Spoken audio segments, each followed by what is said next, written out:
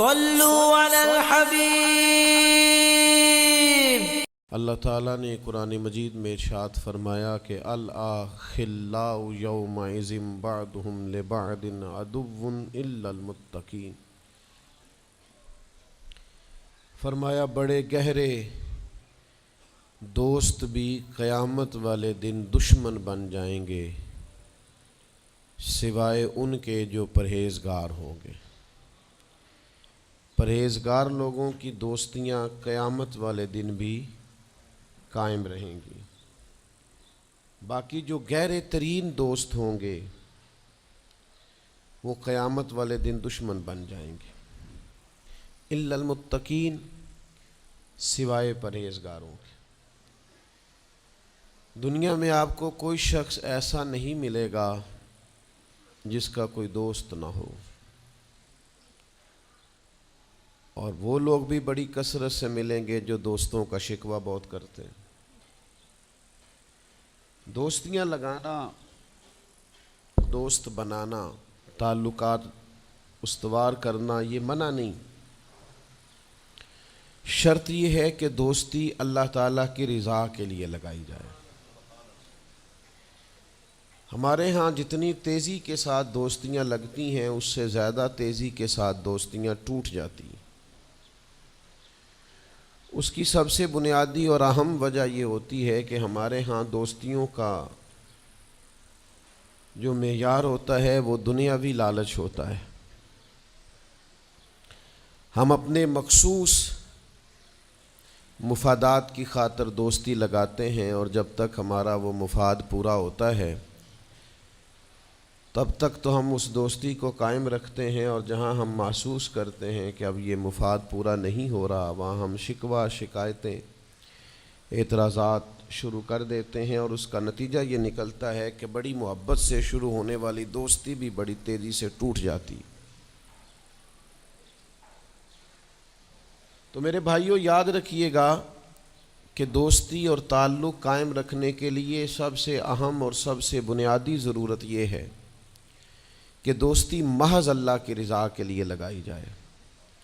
اللہ کے پیارے حبیب صلی اللہ تعالیٰ علیہ وسلم بیان فرماتے ہیں، حضور فرماتے ہیں قیامت والے دن اللہ کی بارگاہ سے یہ اعلان ہوگا کہ کہاں ہیں وہ لوگ جو میری رضا کے لیے آپس میں محبت کیا کرتے تھے۔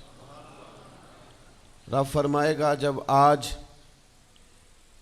میرے عرش کے سائے کے علاوہ کوئی سایہ نہیں ہے تو میں انہیں اپنے عرش کا سایہ عطا کروں گا، کیونکہ وہ میری رضا کے لیے آپس میں دوستی کرتے، میری رضا کے لیے انہوں نے آپس میں محبت کی۔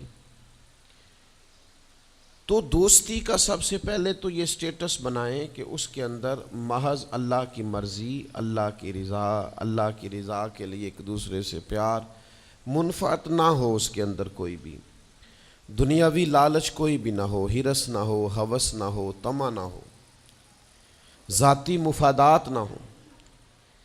جب ان سے بالاتر ہو کر لوگ دوستیاں لگاتے ہیں تو وہ دوستیاں قائم رہتی ہیں۔ اللہ کے پیارے محبوب صلی اللہ تعالیٰ علیہ وسلم نے فرمایا قیامت والے دن کچھ لوگ ایسے ہوں گے جن پر انبیاء اور اولیاء رشک کریں گے، ان کے چہرے 14ویں رات کی طرح چمک رہے ہوں گے، انہیں نور کے ممبروں پہ بٹھایا جائے گا۔ یا رسول اللہ اتنی فضیلت ان لوگوں کو حاصل ہے، یہ کون لوگ ہیں؟ تو حضور فرماتے ہیں یہ وہ لوگ تھے جو جس سے بھی دوستی لگاتے تھے، پیار کرتے تھے، محض اللہ کی رضا کے لیے کرتے۔ تو اللہ تعالیٰ صبح قیامت انہیں اعزازات سے نوازے گا، شرف سے نوازے گا، فضیلت سے نوازے گا۔ دوسری بات یہ ہے کہ دوستی کب قائم رہتی ہے؟ دوستی تب قائم رہتی ہے جب ہم دوستوں سے زیادہ امیدیں نہ لگائیں، انسانوں کو انسان ہی سمجھیں، ان سے بہت لمبی اور وسیع امیدیں لگا لینا اور بڑے وسیع مطالبات کرنا اور بڑی لمبی چوڑے تقاضے دوستوں سے کرنا۔ میں اکثر دوستوں کی خدمت میں یہ گزارش کیا کرتا ہوں کہ اپنے دوستوں سے کوئی مطالبہ کر کے انہیں آزمائش میں نہ ڈالو۔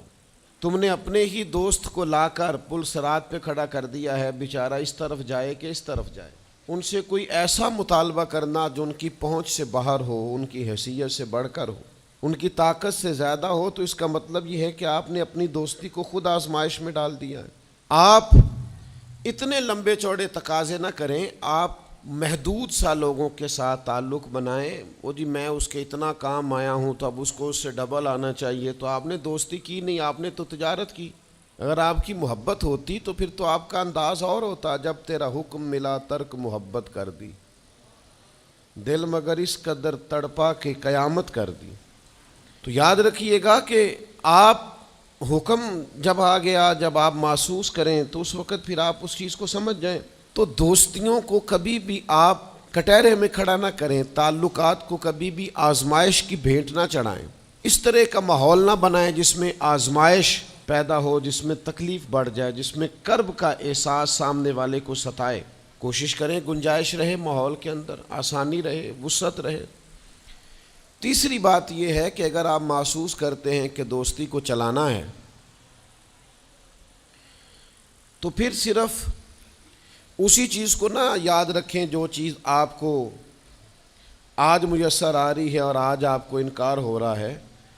اس سے پہلے جو دوستوں نے بڑی وفائیں کی ہیں وہ بھی تو یاد رکھیں نا۔ ہمارا یہ ماحول ہوتا ہے کسی بندے نے 99 دفعہ نیکی کی ہے، ایک دفعہ انکار کیا ہے، تو ہمیں ایک دفعہ کا انکار تو یاد رہتا ہے لیکن 99 نیکیاں یاد نہیں رہتی۔ یہ بہت بڑی زیادتی ہے۔ آپ کو اگر اتنی لمبی چوڑی اس کی نیکیاں فراموش کرنے میں 1 منٹ نہیں لگا تو پھر آپ نے دوستی کس مقصد کے لیے لگائی تھی؟ آپ اس کو سمجھیں، اس کو آپ محسوس کریں۔ تو میں نے یہ دیکھا ہے زندگی میں کہ لوگ چاہتے ہیں کہ روز ان کا مطالبہ پورا کیا جائے، روز ان کا مطالبہ پورا۔ ہمارے ایک دوست تھے، بزرگ تھے، تو وہ سلسلہ طریقت کو چلاتے تھے، خانقاہی نظام کو، نظم کو لے کے چلنا مشکل ہوتا ہے۔ تو ان کے ایک مرید نے شکوہ کیا، اس نے کہا کہ حضرت پہلے آپ بڑا وقت دیتے تھے، اب آپ ٹائم نہیں دیتے۔ تو فرمانے لگے پہلے میرے بچے 1-2 تھے، اب درجنوں میں ہو گئے، اب وقت بٹ کے ملے گا نا۔ والد پہلے ایک پر توجہ دیتا ہے، بچے 4 ہو جائیں تو ٹائم تقسیم، بات کی سمجھ آ رہی ہے؟ تو وقت تقسیم ہو کے ملے گا نا جب بچے بڑھ جاتے ہیں۔ اور فرمانے لگے ابھی تو میرے سمجھ لو 10-15 بچے ہیں، تو جب پوتے نواسے نواسیاں ہو گئے تو یہ اور زیادہ بٹ جائے گا، پھر اس میں اور زیادہ تقسیم کار ہو جائے گی۔ تو پھر اس طرح کر کے ماحول میں تقسیم ہو جاتی، اور یہ ہوتا ہے، یہ ایک صورت ہے۔ آپ دیکھیے نا، کبھی ایسا بھی ٹائم تھا حجر اسود پر کہ اس کو ہاتھ لگا کے آپ چوم لیتے تھے، اور ڈھیروں وقت صحابہ اس پر چہرے رکھ کے رویا کرتے تھے۔ پھر ایسا وقت آیا کہ چھڑی لگا لو بھائی، چھڑی لگا کے پیچھے ہٹ جاؤ، اور اب ایسا ٹائم ہے کہ آپ دور سے استلام کر لیں۔ اب اگر آپ کہیں کہ مسلمان دیکھو جی حجر اسود کو تو ہاتھ لگانے کا موقع ہی نہیں مل رہا، تو بھئی نبی پاک نے تو فرمایا میں قیامت والے دن کثرت امت پر فخر کروں گا کہ میری امت زیادہ ہے۔ تو یہ تو تعداد کا بڑھنا، یہ تو کثرت کا ہونا، یہ تو باعث ناز اس کو سرکار نے کہا۔ اب آپ دائروں میں محدود کرنا چاہتے ہیں، آپ اس طرح کا ماحول بنانا چاہتے ہیں کہ کوئی شخص مقید ہو جائے، وہ اس دائرے سے باہر نہ نکلے، تو یہ تو بات درست نہیں ہے۔ تو کوشش کرنے کا مقام یہ ہے کہ آپ دوسروں کے لیے بھی گنجائش پیدا کریں، دوسروں کے لیے بھی آسانی کرنے کی کوشش کریں، پھر تعلق برقرار۔ اور پھر آپ پچھلی نیکیاں بھی تھوڑی یاد رکھیں کہ اس سے پہلے اس نے بڑی نیکی کی، بڑی محبت کی، تو پچھلی نیکیاں بھی دوستوں کی یاد رکھیں۔ صحیح بخاری سے ایک حوالہ عرض کرتا ہوں، نبی پاک صلی اللہ تعالیٰ علیہ وسلم کا نا ایک راز لیک ہو گیا۔ حضور مکہ مکرمہ پر حملہ کرنا چاہتے تھے، تو ایک خط لکھ کے دیا گیا ایک عورت کو کہ جا کے پہلے سے آگاہ کر دو مکے والوں کو کہ تم پر حملہ ہونے والا ہے۔ اس عورت نے وہ خط اپنے بالوں میں چھپایا اور وہ نکل گئی۔ اللہ تعالیٰ نے محبوب پاک کو اطلاع دی، حضور علیہ الصلاۃ والسلام نے حضرت مولا علی کو 2 صحابہ کے ساتھ بھیجا، فرمایا مقام خاک پر تمہیں ایک بی بی ملے گی، اس کے پاس سے خط ہے جو کفار کی طرف جا رہا ہے، اسے گرفتار کرو، وہ خط لے لو اور واپس آ جاؤ۔ حضرت مولا علی شیر خدا رضی اللہ تعالیٰ عنہ وہاں پہنچ گئے، اس خاتون کو گرفتار کر لیا، اس کو کہا وہ خط دے، وہ کہنے لگی میرے پاس تو نہیں ہے، کوئی خط نہیں۔ تو حضرت علی فرمانے لگے چونکہ میرے نبی نے کہا ہے تو خط تیرے پاس ہی ہے۔ ساڈے نبی دی زبان ساڈے واسطے قرآن، وہ زبان جس کو سب کن کی کنجی کہیں، اس کی نافذ حکومت پہ لاکھوں۔ خط تیرے پاس ہے، آپ نے تلوار نکال لی، فرمایا نکالتی ہے کہ نہیں؟ اس نے بال کھولے، خط نکال دیا۔ وہ خط جب کھولا تو خط لکھا تھا حضرت حاتم بن ابی بلتع رضی اللہ تعالیٰ عنہ، بدری صحابی ہیں۔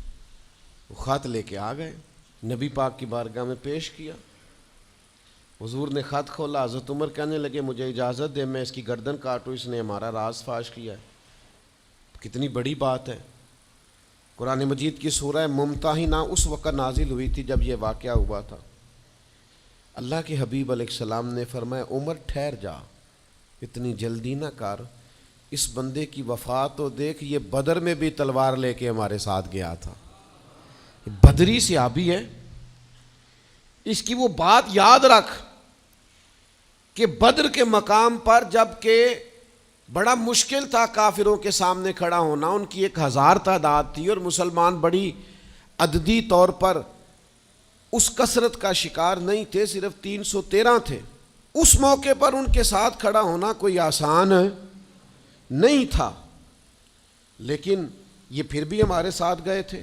تو حضرت عمر رضی اللہ تعالیٰ عنہ جب چپ کر گئے تو اللہ نے قرآن نازل کیا، کہا اے ایمان والو یہودیوں اور عیسائیوں کو اپنا دوست نہ بتاؤ۔ تو حضور فرمانے لگے دیکھ لو عمر، اللہ نے اسے مومن کہہ کے پکارا ہے، اللہ نے بھی اسے۔ اب نبی کریم نے فرمایا بتاؤ یہ تم نے کیا کیا؟ تو عرض کی یا رسول اللہ صلی اللہ علیہ وسلم آپ میرا ظاہر باطن جانتے ہیں، جتنے بھی یہاں سے لوگ ہجرت کر کے مکے سے آئے ہیں نا، ان کا کوئی نہ کوئی رشتہ دار مکے میں ہے جو ان کے رشتہ داروں کا، بال بچوں کا، گھر والوں کا دھیان رکھتا، میرا وہاں کوئی بھی نہیں۔ اور مجھے پتا تھا آپ نے حملے کا ارادہ کر لیا ہے تو انشاءاللہ کامیابی اللہ نے مسلمانوں کو ہی دینی ہے، وہ کر کچھ نہیں سکتے۔ میں ان پر ایک احسان کرنا چاہتا تھا تاکہ وہ میرے بچوں کا اور میرے پیچھے گھر والوں کا تھوڑا خیال رکھیں، اتنی سی میری خواہش تھی۔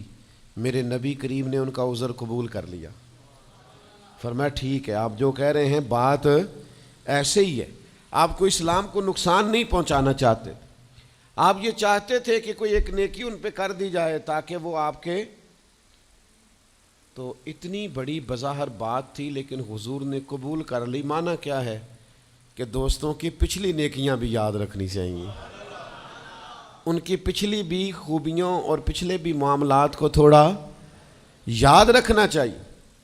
ہم کیا کرتے ہیں؟ ہم کہتے ہیں جی اب وہ یہ نہیں کر رہا، بھئی تب کر رہا تھا نا، تو تب کی یاد کر لو، تب کی یاد رکھ لو، اس وقت کی آپ خیال کر لیں۔ ہم کیا کرتے ہیں؟ ہم 99 دفعہ کسی نے نیکی کی ہے تو ہم کہتے ہیں 100/100 چاہیے، آج بھی یہ کرے گا تو پھر تو قابل قبول ہے۔ تو اس سے کیا ہوتا ہے؟ اس سے تکلف پیدا ہوتا ہے، ایک آدمی روز کیسے نیکی کر سکتا ہے؟ چوتھی بات یہ ہے اگر ہم چاہتے ہیں دوستیاں نبھیں تو اسلام کا ایک حسن ہے کہ اسلام دین اعتدال ہے۔ اسلام کہتا ہے چلو ہی ذرا معتدل ہو کے، پہلے ہی ذرا تھوڑا سا احتیاط سے چلو۔ ہم جب کسی بندے کے اوپر فدا ہوتے ہیں تو پھر پورے ہی فدا ہوتے ہیں، پھر تو جناب یہ بھی تیرا ہے، یہ بھی تیرا ہے، یہ بھی تیرا ہے، اور پھر جب بعد میں لڑائی ہوتی ہے تو چائے کی پیالیوں کا بھی حساب کرتے ہیں کہ وہ جو وہاں جاتے ہوئے چائے پی تھی نا اس کے پیسے بھی میں نے دیے تھے، لہذا وہ بھی میرے بنتے ہیں واپس کر۔ کورے ورک کتاب نہیں ہوندے، پتھر دل گلاب نہیں ہوندے، اور سجنا پہلوں ہی سوچ کے لائیں پھر یاراں نال حساب نہیں ہوندے۔ آپ سوچ سمجھ کے دوستی لگائیں، تعلقات کو سوچ سمجھ کے لے کے آگے چلیں۔ نبی پاک صلی اللہ علیہ وسلم نے فرمایا وقفے سے ملا کرو محبت بڑھتی ہے، تھوڑا نا وقفے سے ملا کرو، اس سے محبت بڑھے گی۔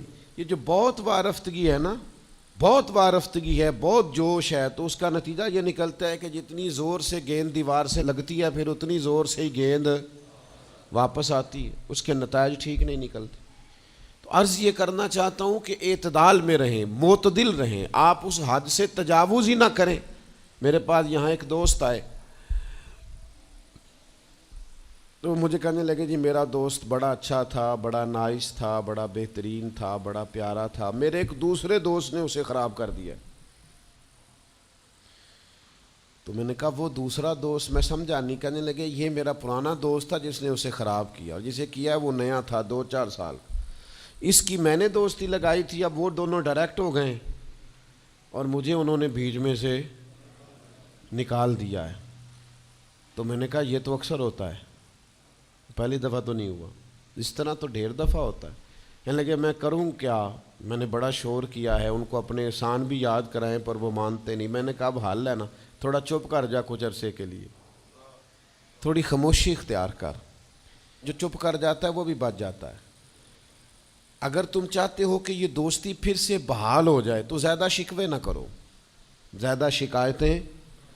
ہم بعض اوقات اعتراضات اتنے کر بیٹھتے ہیں, شکوے اتنے کر بیٹھتے ہیں, اپنی زبان سے باتیں اتنی نکال بیٹھتے ہیں کہ دوبارہ پھر دوستی کا بحال ہونا ممکن ہے. ایک حدیث یاد رکھیں گے اگر سناؤں آپ کو تو. نبی پاک صلی اللہ تعالیٰ علیہ وسلم نے فرمایا کسی سے دشمنی بھی کرو تو اعتدال سے کرو, ہو سکتا ہے کل کو وہ تمہارا دوست بن جائے. اور فرمایا کسی سے دوستی بھی کرو تو اعتدال سے کرو, ہو سکتا ہے کل یہ دشمن بن جائے. دوستی اور دشمنی میں یہ جامع ترمذی میں حدیث, اعتدال کا رستہ نہ چھوڑو, معتدل رہو. سارے راز ہی دے بیٹھنا, ساری باتیں پہلے کر لینا اور اعتراض کرنا, اب تو شکوے بھی پھر سارے ہی کر لینا. دوست کو اس کی کمزوریوں کا بھی پتہ ہوتا ہے, وہ ساری کمزوریاں بھی اس کی بیان کر لینا, اس کو بھی بتانا, اس کو بھی بتانا, اس سے بھی ذکر کرنا. تو یہ انداز درست نہیں ہے.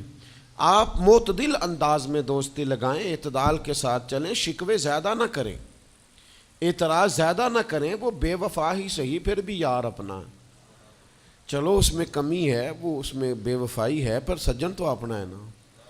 تو دوستی ہماری ہے اس کے ساتھ, اس کی کمزوریوں کو چھپائیں. آپ اس معاملے پر تھوڑا سا اپنے ظرف کو کشادہ کریں, آپ تھوڑی وسعت پیدا کریں. ہم سمجھتے نہیں چیزوں کو, ہم غور نہیں کرتے, اس خاص انداز میں چیزوں کو نہیں لیتے جس انداز میں چیزوں کو لینا چاہیے. ہماری ذاتی کمزوریاں ہوتی ہیں اور ہم ان کمزوریوں کا دوسروں پہ ڈال دیتے ہیں, کہتے ہیں وہ بے وفا نکل آیا. بھئی آپ بھی حد سے زیادہ فریفتہ تھے, اب آپ ہی حد سے زیادہ اعتراض کر رہے ہیں. حضور نے فرمایا جس کی تعریف کر لو پھر دوبارہ اس پر کبھی تنقید کر جو بیٹھے ہیں, تعریف تو ختم ہو گئی بات. پھر تھوڑی چشم پوشی کرو, انسانوں میں کمیاں بھی ہوتی ہیں. تو دوستی کو صحیح طور پر آگے لے جانے کے لیے چھٹا سبق یہ ہے کہ تھوڑی سی نا عادت عیب پوشی کی بھی بنائیں. تھوڑا پردہ پوشی کا مزاج ہو تو پھر بھی ذرا دوستی آگے. سمجھ آ رہی ہے بات کی؟ تھوڑی سی نا نظر عیب پوشی والی بھی. کچھ لوگوں کی تنقید کی آنکھیں اتنی زیادہ کھلی ہوتی ہیں کہ وہ بیچارے کسی جگہ بھی تعلق نہیں رکھ سکتے, جہاں جاتے ہیں انہیں کمیاں ہی کمیاں نظر آتی ہیں, خامیاں خامیاں نظر آتی ہیں. ان کا مزاج نہیں ہوتا کسی عیب کو چھپانے کا. تو آپ جس جگہ پہ موجود ہیں, جس جگہ آپ کے تعلقات ہیں, جہاں دوستی ہے, جہاں محبت ہے, وہاں تھوڑا سا عیب پوشی کا بھی مزاج ہونا چاہیے. نبی پاک علیہ السلام نے فرمایا تو کسی مسلمان کی دنیا میں پردہ پوشی کر دے, اللہ قیامت والے دن تیری پردہ پوشی فرما دے. آپ تھوڑا سا اس کا عیب چھپا دیں, بات ختم ہو گئی. تھوڑی سی پردہ پوشی کر دیں. دیکھیں نا, ہمیں حکم دیا گیا ہے شریعت میں, کسی شخص کا انتقال ہو گیا, اب کچھ لوگ اس کے غسل میں شریک ہیں, تو ان کو حکم یہ ہے کہ اگر تم نے کوئی اچھی بات دیکھی نا, خوبی دیکھی, چہرہ کھل گیا ہے, جسم تر و تازہ ہے, تو یہ سب کو بتاؤ. اور اگر تم کچھ ایسی چیز دیکھو کہ بیماری کی وجہ سے جسم اکڑ گیا ہے یا کسی وجہ سے چہرے پہ کوئی سیاہی آ گئی, جو کسی سے ذکر نہ کرو. جانے والے کے لیے تم اچھی چیزوں کو تو بیان کرو, لیکن نقائص کو کبھی بھی بیان نہ کرو. اور نبی پاک علیہ السلام نے فرمایا اذکروا محاسن موتاکم, جب تم میں سے کوئی دنیا سے چلا جائے تو اس کی اچھی اچھی باتوں کا بیان کرو, اس کی اچھی اچھی باتوں کا ذکر کرو, اس کی خیر والی باتیں ڈھونڈ کے لوگوں کو سناؤ. یہ خوبی پائی جاتی تھی, یہ خوبی پائی جاتی تھی, یہ خوبی پائی جاتی. میں تھوڑے دنوں کی بات ہے, ایک جگہ پہ میں حاضر تھا, تو ایک صاحب وہاں اپنے ہی دوستوں کے کسی جھوٹ کا ذکر کر رہے تھے اور وہ کہتے ہی جا رہے تھے بڑا غلط ہے، بڑے جھوٹ بولتا ہے، بڑے جھوٹ بولتا ہے، بڑے جھوٹ بولتا ہے۔ تو ایک آدھ دفعہ میں نے ان سے کہا کہ چلیں چھوڑیں، کوئی اور موضوع بھی ڈسکس کریں۔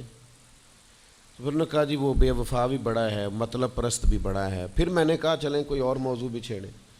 انہوں نے کہا نہیں جی وہ بندہ ہی بڑا غلط ہے۔ میں نے ان سے کہا ایک بات کروں؟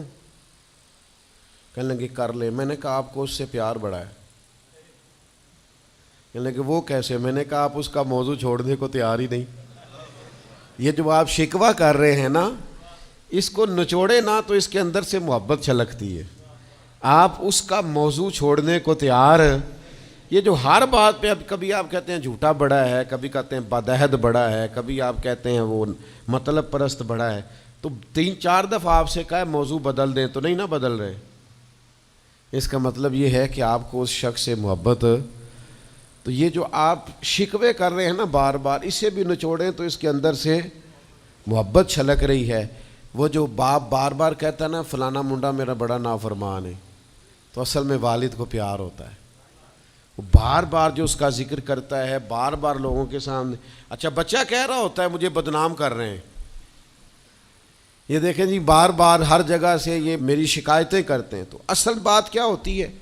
اصل بات یہ ہوتی ہے کہ اس بندے کو اس سے محبت بہت زیادہ ہے، وہ چاہتا ہے اس پیار کے سبب سے، اس محبت کی وجہ سے کہ وہ بار بار اس کا ذکر کرے، بار بار اس کا تذکرہ کرے، تو تھوڑی عیب پوشی کا مزاج بنائیں، تھوڑا درگزر کی طبیعت بنائیں، تھوڑا ماحول کے اندر اس طرح کا مزاج لے کے آئیں۔ ہم دوستوں سے میں اکثر ایک بات کرتا ہوں، ہم نہ صرف خامیاں یاد رکھتے ہیں، خوبیوں کا ذکر نہیں کرتے۔ اس کا نتیجہ یہ نکلتا ہے کہ ہماری دوستیاں تیزی سے ختم ہوتی ہیں، تعلقات زیادہ دیر پا ہوتے نہیں، چلتے نہیں۔ ہمیں کرنا یہ ہے کہ ہمیں اللہ کی رضا کے لیے دوستی کرنی، اللہ کی رضا کے لیے لوگوں سے پیار کرنا، اللہ کی رضا کے لیے اللہ کے بندوں کی باتیں سننی، اللہ کی مخلوق سمجھ کے لوگوں کی خوبیاں دیکھنی، اللہ کے بندے سمجھ کے ان کے اندر پائی جانے والی باتوں کو ہم نے اخذ کرنا۔ اگر ہم تعلقات میں لالچ لائیں گے، ذاتیات لائیں گے، زیادہ امیدیں لگائیں گے، اس کا نتیجہ ٹھیک، ایک بزرگ غریب تھے پھر امیر ہو گئے، تو کسی نے ان کو مبارک دی کہ بڑی بات ہے آپ کو اللہ نے بڑے پیسے دیے ہیں، تو فرمانے لگے یار پہلے جو یار تھا وہ میرا دوست تھا، اب تو ڈھیر سارے لوگ میری جیب کے دوست ہیں، اب تو جیب کا رشتہ ہو گیا ہے لوگوں کا، ڈھیر سارے لوگوں کا۔ تو دوستیوں میں اخلاص لائیں، خلوص لائیں، ساری زندگی یہ طے کریں کہ میں نے دوست کے کام آنا ہے، پر میں نے دوست کو کام کہنا نہیں، میں نے اس کی خدمت کرنی ہے لیکن کبھی اسے اپنی خدمت کے لیے مجبور، جس حد تک ہو سکے اس کی مدد کرنی ہے لیکن کبھی اسے اس تکلیف میں ڈالنا، یہ مزاج پیدا کریں۔ آپ کو اس دوستی میں روحانیت محسوس ہوگی، اس تعلق کے اندر آپ کو ٹھنڈک محسوس ہوگی، لیکن جب شائبہ ایک نقطے کا بھی ذاتی لالچ کا آ جائے گا نا، پھر اس میں ٹھنڈک نہیں رہے گی، اس میں وہ خوبی نہیں رہے گی جو کہ ہونی چاہیے۔ اللہ تعالی ہمیں سمجھنے کی توفیق دے۔